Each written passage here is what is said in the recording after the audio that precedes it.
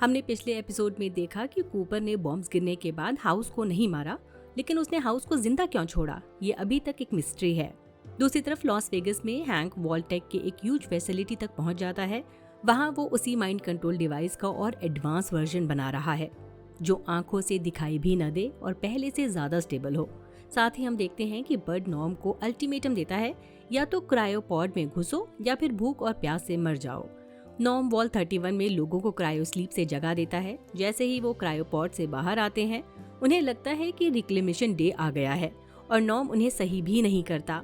वो लोग बट के बारे में पूछते हैं, क्योंकि उनके हिसाब से बट को ही उन्हें उनकी लाइफ के नेक्स्ट फेज में गाइड करना था। तब नॉर्म बोलता है कि बट मर चुका है और एक सीन में हम देखते हैं एक बकेट में ब्रेन ऑन अ रोम्बा, जो प्रूव करता है कि नॉर्म झूठ नहीं बोल रहा। लेकिन यहाँ एक बड़ा सवाल उठता है, क्या बट सच में मर चुका है? हो सकता है कि उसने अपनी कॉन्शियसनेस वॉल्ट के मेन सिस्टम में अपलोड कर दी हो। नोटिस करिए, रोम्बा के साथ बर्ड का एक्चुअल ब्रेन दिखाया ही नहीं जाता, जो सबसे इम्पोर्टेंट चीज है। इसलिए ये भी पॉसिबल है कि नॉर्म ने बर्ड का ब्रेन कहीं छुपा कर रखा हो, ताकि बाद में जब बर्ड थोड़ा कोऑपरेटिव हो, उसकी इंटेलिजेंस यूज की जा सके। अभी के लिए स्टोरी का फोकस नॉर्म और वॉल्ट 31 के लोगों पर ही रहता है। बर्ड के मरने की न्यूज सुनते ही लोग पैनिक मोड में चले जाते हैं। उन्हें समझ आ जाता है कि अब उन्हें इस डेथ ट्रैप से खुद ही निकलना होगा, बिना बर्ड की हेल्प से। नॉर्म समझ जाता है कि सिर्फ सच बोलकर उनको शांत नहीं किया जा सकता, तो वो फुल ऑन एक झूठ का प्लान चलाता है। वो क्लेम करता है कि वो एक जेनेटिकली इंजीनियर सुपर मैनेजर है और वॉल्ट 31 के लोग स्पेशली उसकी सर्विस के लिए चूज किए गए हैं। वो ये भी बोलता है कि वॉल्ट 31 से भाग निकलना ही बर्ड का लास्ट टेस्ट था, और जो लोग इस सिचुएशन से बाहर निकलने में मदद करेंगे, उन्हें मैरिट डॉट्स मिलेंगे, जो एक्चुअली बस राउंड शेप के बैंडेट्स होते हैं। सरप्राइजिंगली ये स्ट्रेटेजी काम कर जाती है। सारे लोग अपनी इंटेलिजेंस और स्किल्स यूज करने लगते हैं, ताकि वॉल्ट 31 से भागने का कोई रास्ता निकल सके। यहाँ शो ऑफिस कल्चर पर काफी क्लियर कमेंट करता है, डायरेक्ट ही। मैं इसलिए इसे हाईलाइट कर रही हूँ, क्योंकि अगर ये बातें पॉइंट आउट न की जाए तो लोग ऐसे शोज देखकर सिर्फ एंटरटेन होते हैं और असली मैसेज भूल जाते हैं। सच ये है कि हमें इंसेंटिव्स की आदत डाल दी गई है, चाहे वो कितने ही बेकार या मीनिंगलेस क्यों ना हो। और साथ ही हमें लगता है एक स्ट्रॉन्ग लीडर जरूर चाहिए, भले ही वो लीडर कितना भी क्लूलेस या अनएजुकेटेड हो। इस कंडीशनिंग की वजह से हम खुद से काम करना या टीम बनकर सिर्फ सर्वाइवल के लिए काम करना ही भूल गए हैं। नॉर्म के केस में हम उसकी तरफ हैं, क्योंकि वो अच्छा लड़का है। इसलिए जब वो लोगों की इस कमजोरी का यूज करता है तो वो हमें ईविल नहीं लगता। लेकिन अगर यही काम कोई और कैरेक्टर करता तो नॉर्म के बिहेवियर का डार्क साइड ज्यादा क्लियर दिखता। और यहीं पर एक इम्पोर्टेंट पॉइंट आता है, हो सकता है नॉर्म धीरे धीरे अपने डैड जैसा बनता जा रहा हो और अपनी बहन जैसा कम हो। मतलब पावर और मैनिपुलेशन का टेस्ट उसके कैरेक्टर को चेंज कर रहा है। अब वापस प्लॉट पर आते हैं। वॉल्ट 31 के लोग एक हैच डिस्कवर कर लेते हैं, जिसमें एक सीढ़ी होती है जो उन्हें बाहर की दुनिया तक ले जाती है। वॉल्ट 31 के कुछ लोग कंप्लेन करते हैं कि बाहर सब कुछ कितना खराब और अगली लग रहा है, लेकिन नॉर्म का रिएक्शन अलग होता है। वो बाहर की दुनिया की खूबसूरती देखकर झूम उठता है, और इसका रीजन सिंपल है, उसने अभी तक बाहर के हॉरर्स देखे ही नहीं। जैसे ही वो घुल्स या रेडिएशन से म्यूटेट हुए मॉन्स्टर्स देखेगा, चांसेस हैं कि वो बर्ड की बात न मानने का रिग्रेट करेगा और सोचेगा कि शायद वॉल्ट 31 छोड़ना इतना अच्छा आइडिया नहीं था। बेसिकली अभी नॉर्म को बाहर की दुनिया सपनों जैसी लग रही है, लेकिन फॉल आउट की दुनिया में सपने ज्यादा देर नहीं टिकते। वहीं लॉस वेगस के वॉल्टेक फैसिलिटी में हैंक चूहों पर एक्सपेरिमेंट्स कर रहा है, ताकि चेक करे कि ब्रेन कंप्यूटर इंटरफेस सही से काम कर रहा है या नहीं। प्रॉब्लम यह है कि हर बार एक्सपेरिमेंट फेल हो जाता है। डिवाइस एक्टिवेट होते ही चूहे लिटरली एक्सप्लोड हो जाते हैं। काफी हार के बाद हैंक डिसाइड करता है कि अब ह्यूमन टेस्ट सब्जेक्ट यूज करेगा। वो फैसिलिटी के प्रीमियम एलाइट प्लस सेक्शन से एक आदमी को निकाल कर लाता है, और वो बंदा सरवाइव नहीं कर पाता। उसका सिर फट जाता है, जिससे हैंक को समझ आ जाता है कि प्रॉब्लम सिर्फ साइज का नहीं है। चाहे चूहा हो या इंसान, डिवाइस हर केस में काम नहीं कर रही। इसलिए वो फिर से जीरो से सोचना शुरू करता है। अब हैंक अपने आप को जस्टिफाई करता है। वो बोलता है कि उसने इस बंदे को चूज इसलिए किया क्योंकि उसने रिक्लेमेशन डे के बारे में झूठ बोला। उस आदमी ने अपनी फैमिली को प्रोटेक्ट नहीं किया, जिस वजह से उसके प्यारे ब्लास्ट में मारे गए। ये बात थोड़ी बिलीवेबल लगती है, क्योंकि हैंक ने हमेशा अपनी फैमिली को हर तरह के खतरों से बचाने की कोशिश की है। उसके लिए ऐसा आदमी देखना जिसने अपनी फैमिली को नहीं बचाया, शायद बर्दाश्त के बाहर था। लेकिन यहीं पर हैंक की बड़ी हिपोक्रेसी सामने आ जाती है। वो मॉरल जजमेंट पास कर रहा है उस आदमी पर जो एक न्यूक्लियर होलोकॉस्ट का शिकार बना, जबकि ये होलोकॉस्ट खुद हैंक और उसकी कंपनी की वजह से हुआ था। हो सकता है वो प्रीमियम इलाइट प्लस बंदा दुनिया का सबसे खतरनाक इंसान हो, ये पूरी फैसिलिटी का वर्स्ट इंसान, लेकिन फिर भी हैंक को कोई हक नहीं बनता कि वो मॉरल हाई ग्राउंड लेकर लेक्चर दे, जब उसके ही एक्शंस ने पूरी दुनिया को तबाह कर दिया। बेसिकली हैंक यहाँ साइंटिस्ट कम जज ज्यादा बन रहा है, और फॉल आउट क्लियरली दिखाता है कि power plus guilt plus control का कॉम्बो इंसान को कितना अंधा बना देता है। मुझे लगता है कि ये scene real life premium elite plus class पर डायरेक्ट कमेंट्री है। ये लोग अक्सर सोचते हैं कि पैसे के दम पर हर प्रॉब्लम से बच सकते हैं। इन्हें लगता है कि हर चीज खरीदी जा सकती है, सेफ्टी, पावर, इवन सर्वाइवल। लेकिन वो एक बात भूल जाते हैं, जो लोग उन्हें एक्सक्लूसिव चीजें बेच रहे होते हैं वो उनसे कहीं ज्यादा पावरफुल होते हैं। इस केस में ये सेलर्स हैं, वॉल्टेक और रॉबको। ये कंपनीज अक्सर गरीब और पावरलेस लोगों को एक्सप्लॉइट करके ऊपर तक पहुंचती है, और ये सब देखना प्रीमियम इलाइट प्लस वालों को शायद एंटरटेनिंग लगता है, क्योंकि आग अभी उनके घर तक नहीं पहुंची होती। नीचे के लोग जल रहे होते हैं और इलाइट सेफ फील करते हैं। लेकिन प्रॉब्लम ये है कि आग और कॉर्पोरेट लालच कभी रुकती नहीं। जब कॉमन लोग खत्म हो जाते हैं तो ये कॉर्पोरेशंस उन्हीं लोगों की तरफ मुड़ जाती हैं जो अब तक उन्हें सपोर्ट कर रहे होते हैं। मतलब जो हाथ इतने टाइम से खिला रहा था वही नेक्स्ट टारगेट बन जाता है। हैंक जैसे लोगों के लिए कुछ भी सीक्रेट नहीं होता।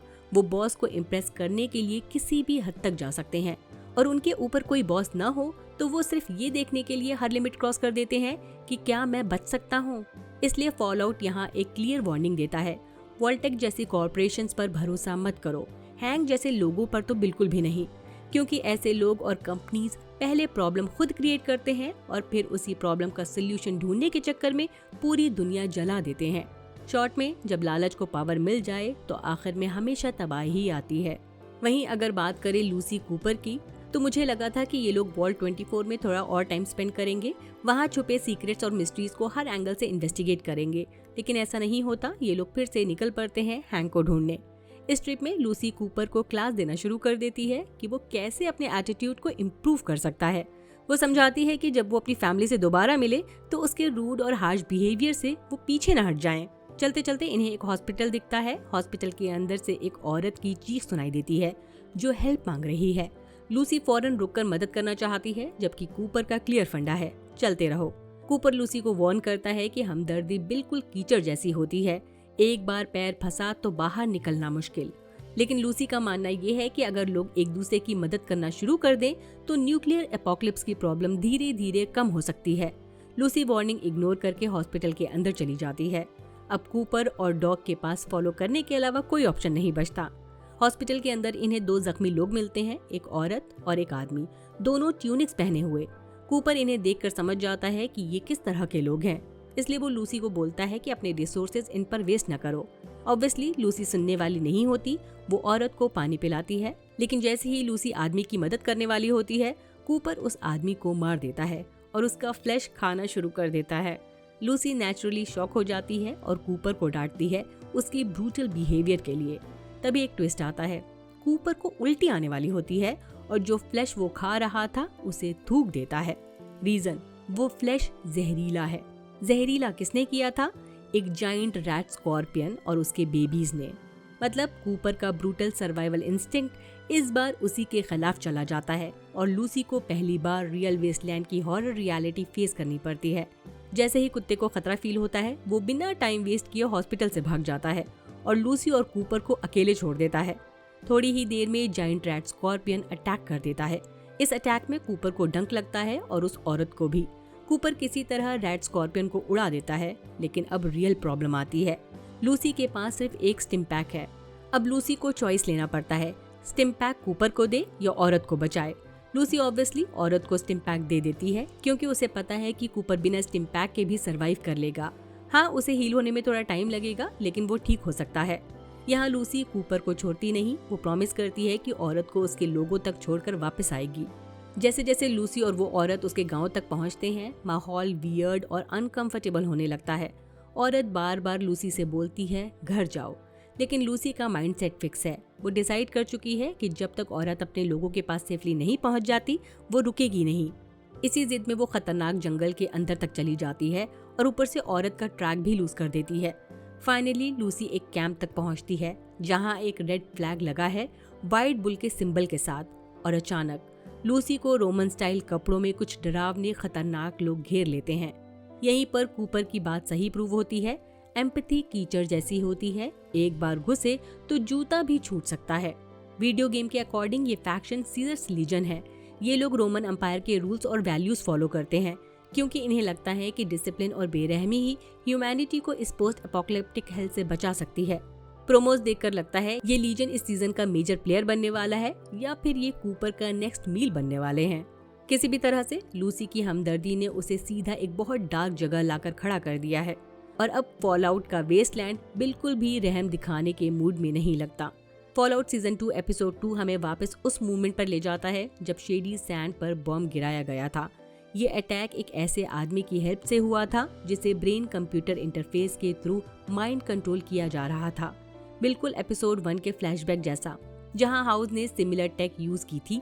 ये डिवाइस अभी भी अर्ली स्टेज में ही थी, परफेक्ट नहीं थी, लेकिन फिर भी इतनी पावरफुल थी कि हैंक एक सुसाइड बॉम्बर को कंट्रोल करके परमाणु को काट के जरिए शेडी सैंड तक पहुंचा सके। अब यहाँ एक और हार्ट ब्रेकिंग डिटेल आती है। मैक्सिमस के डैड ने बॉम्ब को डीएक्टिवेट करने की कोशिश की, लेकिन बॉम्ब बनाने वालों को पहले से ही आइडिया था कि कोई न कोई डिफ्यूज करना ट्राई करेगा, इसलिए उन्होंने एक फेल सेफ लगा रखा था। जैसे ही कोई बॉम्ब के साथ छेड़छाड़ करे, टाइमर एक्टिवेट हो जाता है और बॉम्ब को रोकना इम्पॉसिबल हो जाता है। ये सिर्फ मास डिस्ट्रक्शन नहीं था, ये साइकोलॉजिकल टॉर्चर भी था, जहां इंसान को आखिरी मोमेंट तक लगता है कि वो कुछ बदल सकता है, लेकिन सच तो ये है सब पहले से ही डिसाइडेड होता है। फॉलआउट यहाँ क्लियरली दिखाता है कि ये अपोकलिप्स हादसा नहीं था, ये सोची समझी बेरहमी थी, जहाँ कंट्रोल और पावर इंसानी जिंदगी से ज्यादा इम्पोर्टेंट था। ये पूरा सीक्वेंस बहुत छोटा था, लेकिन डर और उदासी फुल फोर्स में फील होती है। मैक्सिमस के पेरेंट्स और शेडी सैंड के बाकी लोग जो दर्द और डर महसूस कर रहे थे, वो स्क्रीन से ऑलमोस्ट बाहर आ रहा था, और इसी दर्द को और ज्यादा डिस्टर्बिंग बना देता है नेक्स्ट सीन का कंट्रास्ट। यहाँ हम देखते हैं मिडिल एज हैंक जो बिल्कुल नॉर्मल लग रहा है, लूसी और नॉर्म को बेड टाइम स्टोरीज पढ़कर सुना रहा है, जबकि थोड़ी देर पहले ही उसने अपने रिमोट कंट्रोल से पूरा शहर तबाह कर दिया। हैंक का इतनी आसानी से मास डिस्ट्रक्शन से फैमिली टाइम में शिफ्ट हो जाना बहुत स्केरी और अनकंफर्टेबली रियल लगता है, क्योंकि ऑनेस्टली रियल लाइफ के काफी लोग रोज यही करते हैं। एक साइड पर डिस्ट्रक्शन साइन करते हैं और दूसरी तरफ नॉर्मल लाइफ जीते रहते हैं। प्रेजेंट डे में आते ही हमें क्लियरली दिखता है कि मैक्सिमस सीजन 1 से कितना चेंज हो चुका है। अब वो एक किलिंग मशीन बन गया है। वो घुल्स को ऐसे मारता है जैसे कोई वीडियो गेम खेल रहा हो। उसे फर्क नहीं पड़ता कि मिशन हाई रिस्क है या लो रिवॉर्ड, उसका सिर्फ एक ही गोल है, मिशन कंप्लीट हो। क्योंकि अगर वो रुक कर सोचेगा तो उसे याद आ जाएगा उसे नाइटहुड किस सिचुएशन में मिली, शेडी सैंड्स क्यों डिस्ट्रॉय हुई और ब्रदरहुड कोल्ड फ्यूजन रिएक्टर की पावर का क्या करना चाहता है। ये सब सोचना मैक्सिमस एफर्ड ही नहीं कर सकता। बाद में जब वो क्विंटिस से मिलता है, जो एक वियर्ड सा प्लेन प्लस बोट का कॉम्बो है, मैक्सिमस फाइनली एक सवाल पूछता है। वो पूछता है कि जो आर्टिफैक्ट इन्होंने अभी हासिल किया है उसका यूज क्या है। क्विंटिस का जवाब सिंपल लेकिन हेवी होता है। ये आर्टिफैक्ट रेगिस्तान में इनके नए घर की चाबी है, जो पहले नेवेडा हुआ करता था। जैसे ही वो आर्टिफैक्ट इंस्टॉल किया जाता है, लोग जमीन पर बड़े बड़े विंडमिल एक्टिवेट कर देते हैं। ये विंडमिल्स रेत उड़ा देते हैं और रिवील होता है इनका नया घर, एरिया 51। इस पल में फॉलआउट फिर से ये क्लियर कर देता है कि पावर, सीक्रेट और कंट्रोल का गेम अब नेक्स्ट लेवल पर जा चुका है और मैक्सिमस इस गेम का सिर्फ एक प्यादा बन चुका है, चाहे उसे पता हो या ना हो। अंदर जाते ही बाकी लोग वहाँ रखे पुराने टेक और इक्विपमेंट को चेक करने में बिजी हो जाते हैं। मैक्सिमस का फोकस सिर्फ एक चीज पर होता है, कोल्ड फ्यूजन रिएक्टर को एक्टिवेट करके पूरी जगह को पावर देना। इसके बाद वो खुद को क्लीन करने चला जाता है। वहीं पर डेन उसे अप्रोच करता है। दोनों के बीच लूसी को लेकर थोड़ी सी बात होती है, लेकिन फिर वो टॉपिक साइड में रख देते हैं क्योंकि क्विंटिस की काउंसिल मीटिंग सबसे ज्यादा इम्पोर्टेंट है। फिर बात आती है सीरियस इश्यूज पर। क्विंटिस कॉमनवेल्थ के खिलाफ मूव प्लान कर रहा है, जिसके नतीजे काफी खतरनाक हो सकते हैं। मैक्सिमस यहाँ क्विंटिस के लिए पूरी तरह वफादार दिखता है। उसका मानना है कि जो भी हो वो क्विंटिस के साथ खड़ा रहेगा। डेन मैक्सिमस को समझाना चाहता है कि किसी पर आंख बंद करके भरोसा करना अक्सर अपनी इनसिक्योरिटीज छुपाने का तरीका होता है, लेकिन इससे पहले ही ब्रदरहुड ऑफ स्टील के अलग अलग ग्रुप्स वहां पहुंच जाते हैं। ये ग्रुप्स होते हैं ग्रैंड कैनियन, योसेमाइट, कोरोनाडो। इनके आते ही सब लोग मीटिंग रूम में इकट्ठा होते हैं। मीटिंग शुरू होते ही क्योस मच जाता है। क्विंटिस और बाकियों के बीच बहस शुरू हो जाती है क्योंकि इन्हें सिर्फ पावर के लिए कॉमनवेल्थ से लड़ना बिल्कुल बेकार लगता है और अपने बीच के पुराने डिफरेंसेस भूल नहीं पाते। लगता है मीटिंग फेल हो जाएगी, लेकिन तब क्विंटस एक मास्टर स्ट्रोक चलता है। वो फ्यूजन कोर के क्रेट्स दिखाता है और प्रॉमिस करता है कि वो अनलिमिटेड न्यूक्लियर बैटरीज बना सकता है।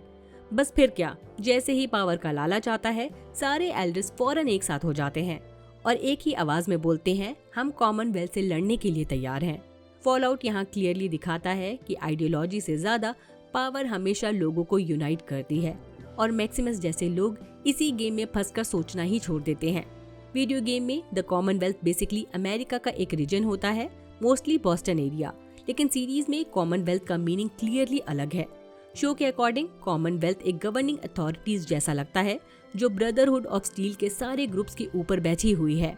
सिस्टम कुछ ऐसे दिखाया गया है, हर ग्रुप को एक एरिया रूल करने दिया जाता है। जब तक वो प्रॉपर टैक्स या ट्रिब्यूट पे करते रहें, तब तक कॉमनवेल्थ इंटरफेयर नहीं करेगी। लेकिन अगर कोई ग्रुप टैक्स देना बंद कर दे या ज्यादा पावर इकट्ठी कर ले, तो लगता है कॉमनवेल्थ के पास इतनी मिलिट्री पावर है कि वो किसी भी फैक्शन को बड़ी ही आसानी से मिटा सकती है। अभी तक सीरीज ने कॉमनवेल्थ का लीडर कौन है, उनकी आइडियोलॉजी क्या है या उनकी एक्चुअल मिलिट्री स्ट्रेंथ, ये सब क्लियरली एक्सप्लेन नहीं किया है। इसलिए अभी वो थोड़ी मिस्टीरियस एंटिटी बनी हुई है और ऑनेस्टली सबसे लॉजिकल टाइम उन्हें एक्सप्लोर करने का वही होगा जब क्विंटस ओपनली कॉमनवेल्थ के खिलाफ जंग छेड़ देगा। तभी शायद हमें कॉमनवेल्थ का असली चेहरा, ब्रदरहुड पर उनका एक्चुअल कंट्रोल और वो सिर्फ टैक्स कलेक्टर्स हैं या फुल ऑन एम्पायर, ये सब देखने को मिलेगा। गेम्स में कॉमनवेल्थ एक जगह है, सीरीज में कॉमनवेल्थ एक पावर स्ट्रक्चर है और ये बदलाव जानबूझकर किया गया लगता है ताकि शो में बिगर पॉलिटिक कॉन्फ्लिक्ट और स्टेक्स क्रिएट की जा सके। फॉलआउट सीजन 2 एपिसोड 2 के आखिर में एक नाइट मैक्सिमस को फाइट के लिए चैलेंज करता है। कंडीशन ये होती है कि पावर सूट के बिना फाइट होगी, क्योंकि वो नाइट मॉल्डोवर को मारने वाले इंसान को डोमिनेट करना चाहता है। फाइट में नाइट मैक्सिमस को बुरी तरह पीट देता है, लेकिन जैसे ही वो चाकू निकालता है, मैक्सिमस अपना कंट्रोल खो बैठता है और तब वो उस नाइट को मार देता है। यहीं पर एक इम्पोर्टेंट एंट्री होती है। जेंडर, जो कॉमनवेल्थ का रिप्रेजेंटेटिव है, वहाँ आ जाता है। वो क्विंटस और बाकी एल्डर से बात करता है उस सिविल वॉर के बारे में जिससे ये लोग शुरू करने वाले हैं, शायद सपोर्ट ऑफर करने के इंटेंशन से। जेंडर और मैक्सिमस के बीच एक साइलेंट लुक एक्सचेंज होता है, जैसे जेंडर कह रहा हो, आई एम इम्प्रेस्ड। इस पॉइंट पर ये बिल्कुल क्लियर हो जाता है कि मैक्सिमस अंधेरे पर चल पड़ा है और वो तब तक नहीं रुकेगा जब तक पूरी तरह टूट न जाए। अब तक मैक्सिमस ने क्विंटस के लिए अपनी लॉयल्टी घुल को मारकर प्रूफ की थी, लेकिन एक फेलो नाइट को मारना ये नेक्स्ट लेवल है। इस मूवमेंट के बाद ये ऐसा है जैसे मैक्सिमस ने क्विंटस का नाम अपनी सोल पर टैटू करवा लिया हो। अगर कल को क्विंटस उससे बोले सिविल वॉर लीड करो, तो मैक्सिमस बिना सोचे पावर सूट पहनेगा और जो भी क्विंटस के अगेंस्ट खड़ा होगा उसे मार देगा।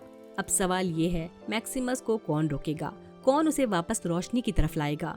टेक्निकली हम सब जानते हैं लूसी, लेकिन असली सवाल ये है कि क्या सिर्फ लूसी का होना मैक्सिमस की आत्मा को बचा पाएगा, या फिर वो इतना आगे निकल चुका है कि वापस आना नामुमकिन है। मैक्सिमस अब एक ट्रैजिक कैरेक्टर बन रहा है जो शायद हीरो बनना चाहता था, लेकिन सिस्टम और पावर के गेम में विलन बनता जा रहा है।